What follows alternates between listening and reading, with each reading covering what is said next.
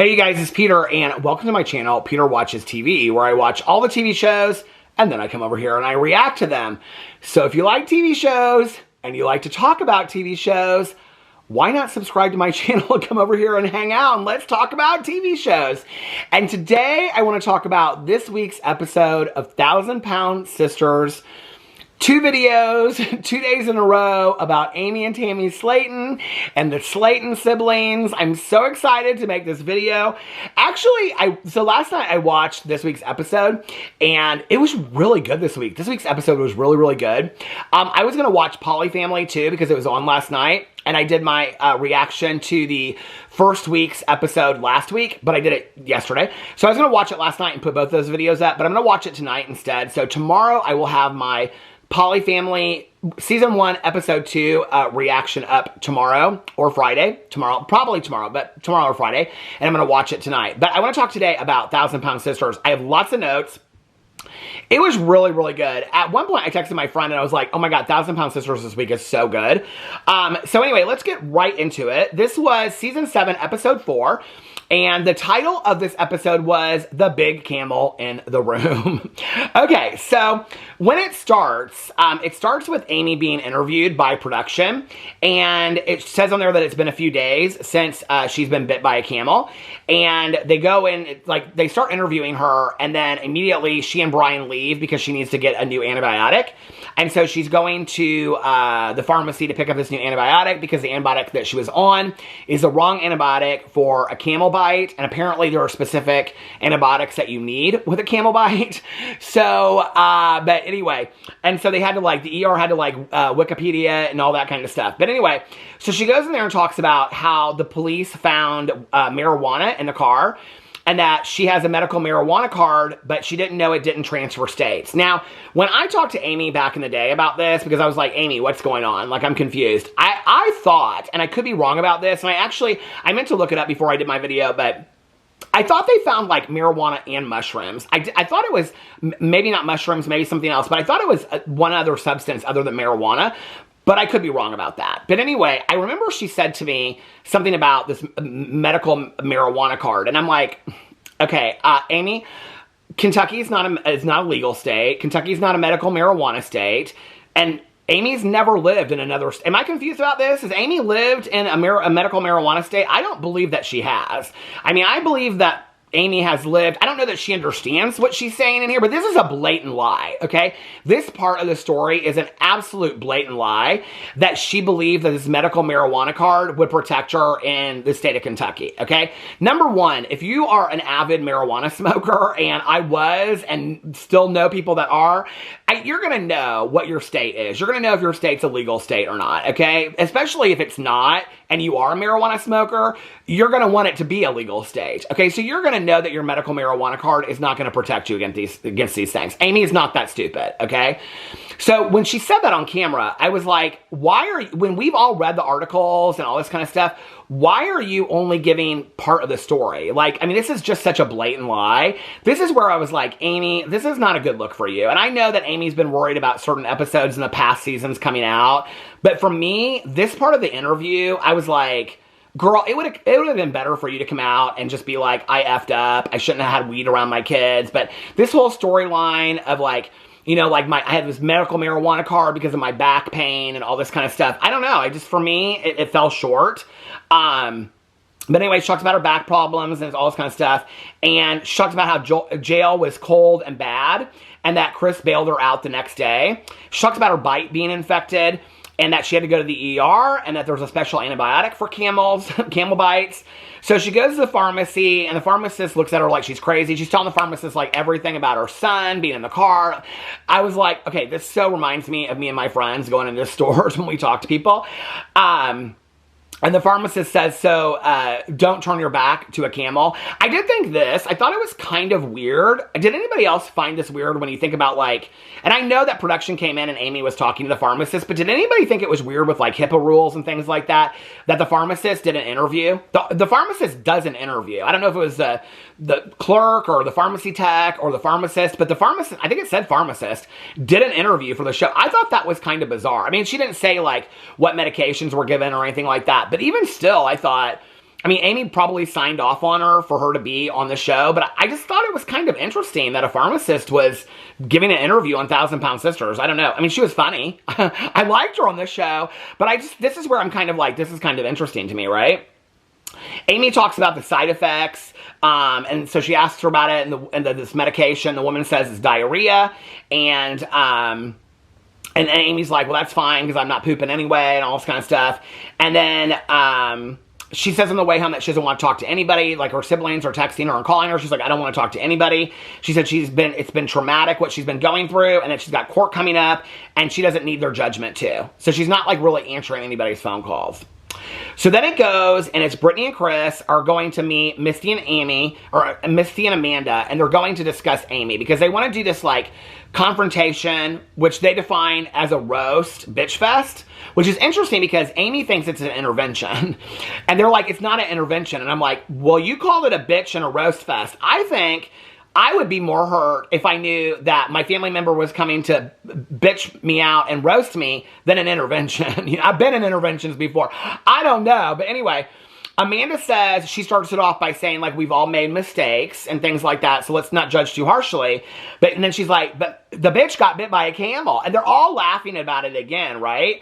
And then Amanda says, well, I guess that's one way to lose weight. Brittany's like, well, didn't Amy want skin removal surgery? I mean, they're all making jokes about this camel bite. And then Brittany's like, well, we could all get it, but then we'd have to request the same camel, like basically like requesting the same doctor. Amanda says she'd rather see Amy's camel toe than the camel bite because the camel bite was so disgusting, she said. And they talk about the fat coming out of the bite. Amanda said she had no idea, that Amy had no idea that she was going to jail. None whatsoever. Misty says that she is absolutely livid because it involves the boys. That the kids are involved and she's livid and that Amy needs to get her shit together is what she says. And I agree with that. I 100% agree with that. I've never really seen Misty like this before on the show. Like where she's like, I mean, she was really pissed during this meeting. Amanda says she feels the same way. And she's like, she needs to be put on notice, like right now. She said, they say on there that she's been a train wreck for months. But it's interesting because we haven't really seen Amy be a train wreck for months. Like, they haven't shown that in the episode, so I don't know what they're talking about her being a train wreck for months about. Chris said that she doesn't pay attention to detail. Like, she wasn't paying attention when the camel was in the car. She doesn't pay attention. I guess he's talking about, like, the marijuana in the car. I don't really know what he's talking about. Amanda says that she needs to be put in check by all of them. And that they're going to go over there and they're going to confront Amy. And Misty says, if we all go together, then she can kick us out altogether. Except for Brittany, because Brittany will talk nice to Amy. And then that way they'll all be thrown out at the same time. Because they know that Amy's going to, like, react like that. Tammy, then they call up Tammy because she couldn't be at the meeting to see if she's willing to do this, like, bitch fest with them. And Tammy says that Amy's waited so long to be a mother, she doesn't know why she's risking the fact that she could lose the kids. You know, I had brought it up in my previous reaction yesterday that I did, that, like, I mean, if she ended up going to jail, Michael could petition for custody for these kids. I don't think he has, because, I mean, this is, like, 6 months ago or whatever. I don't think he has, but, I mean, this is giving him grounds, unless there are things about Michael that we don't know. And so they're concerned about, I mean, through the whole thing, Chris is like, you could do 30 years in jail. I'm like, Chris, 30 years in jail for marijuana possession? I don't think that's going to happen. Okay, he's like, you could go to jail for 30. I'm like, no, she's not going to the state pen for 30 years for marijuana possession. It's not going to happen.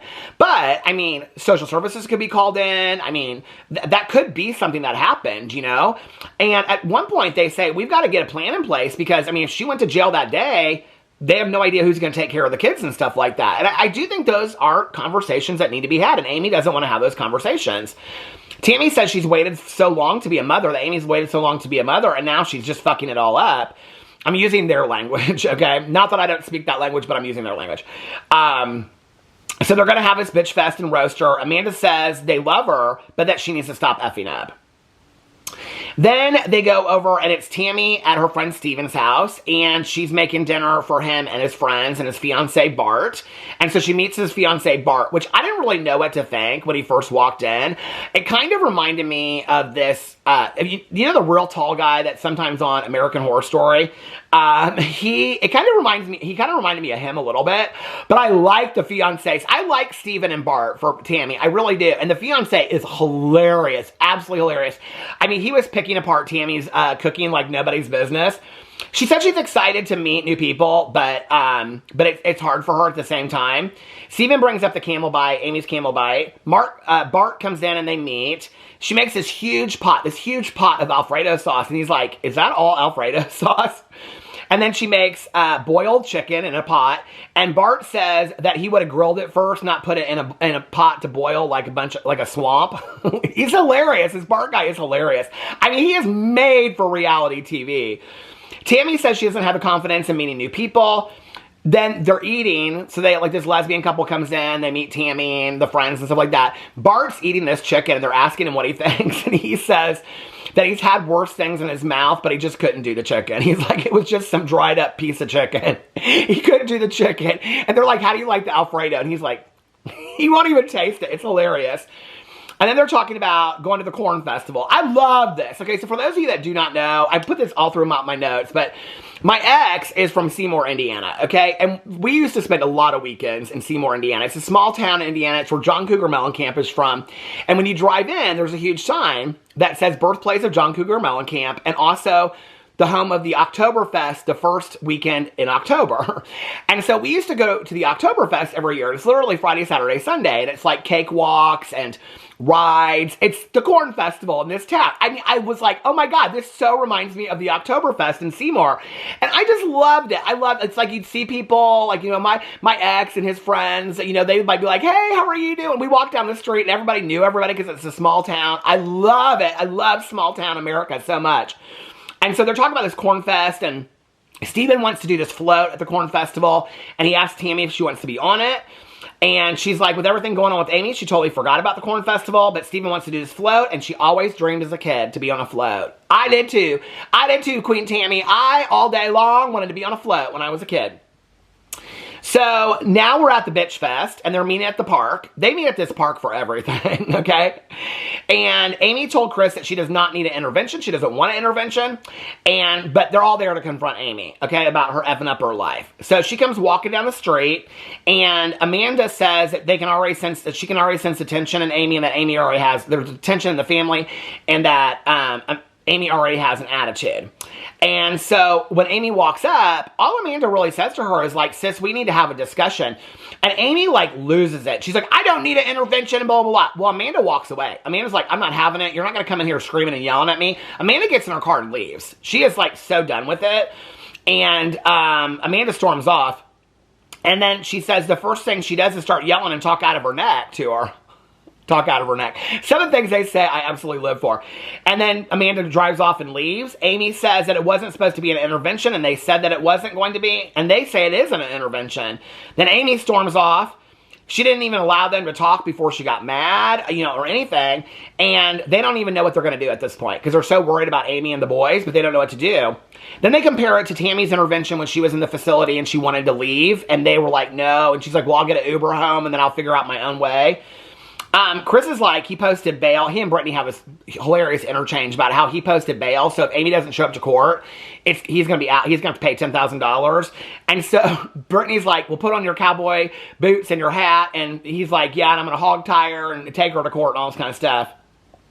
Tammy thinks that it went bad because Amanda led the talk and she was rude about it.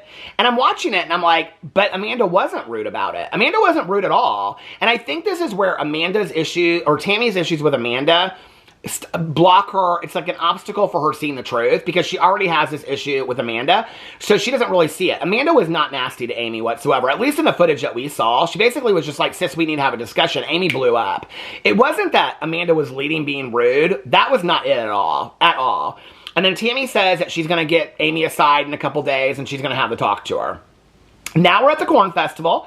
Chris, Brittany, and Amanda. They're talking about how they win as kids because they love to watch everybody fight. That is so small town, too. I love that. I mean, we would be like, do you think so-and-so's going to... And we love... That was it. And then go shoot pool to Bryan Street and stuff like that. Anyway, Chris is talking about how he wants a food truck and that they want to sell barbecue. And Amy and Tammy show up and they got the boys with them, but they're not walking with the rest of them. And she says she's nervous about the court date, but she's trying to stay busy. Tammy says she's surprised that Amy even wanted to go out and do anything with everything that's going on.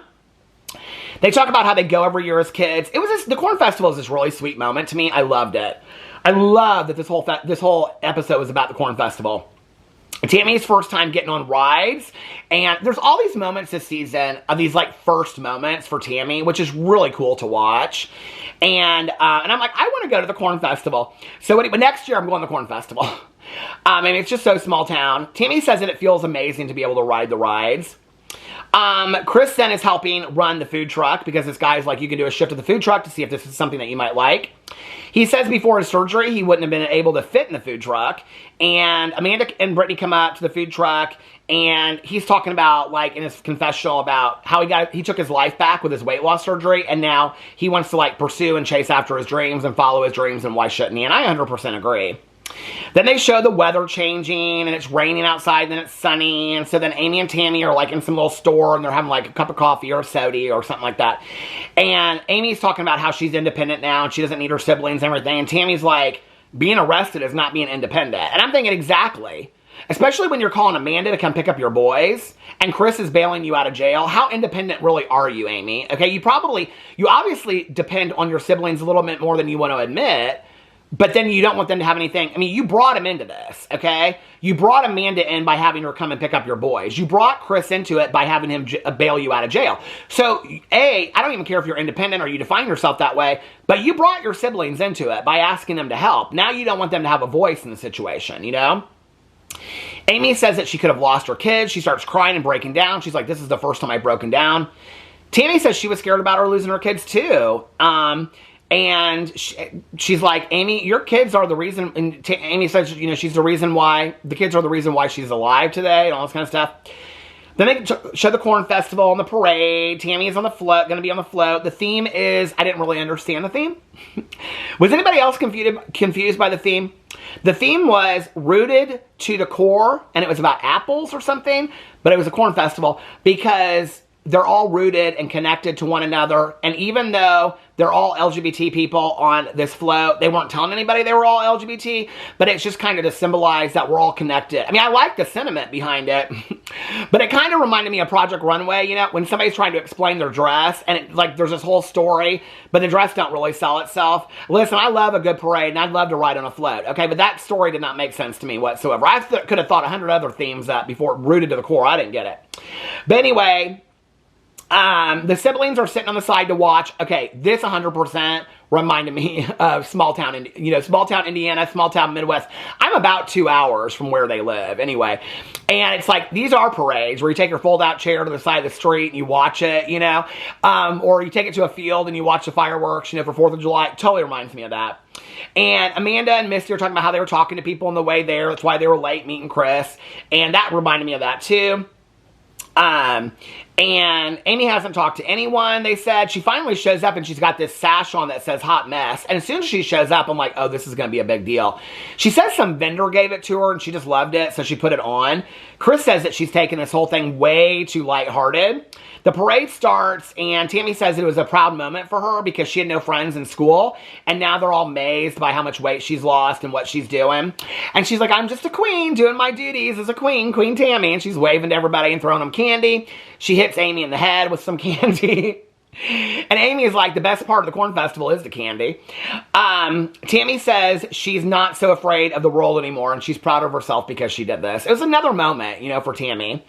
And then it's 2 days later, and Chris and Tammy are driving, and they're talking about how they're picking up Amy, and they're going to go buy this outfit for her to wear to court.